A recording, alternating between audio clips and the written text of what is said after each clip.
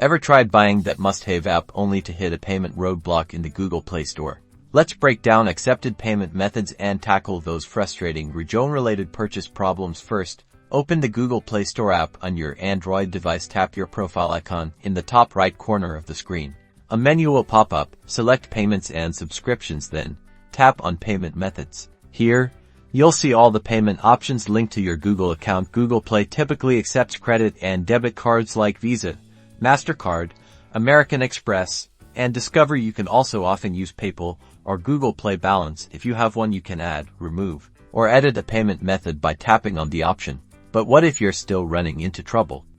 A common issue arises when your Google Play country doesn't match your payment method's billing address. To fix this, navigate to your Google Play Store settings. Look for Country and Profiles. If you've recently moved or are traveling, ensure this setting aligns with your current location and billing information. Note that you can only change your Play Store country once per year. With the right payment method and country settings in place, you should be all set to download your favorite apps, no matter where you are.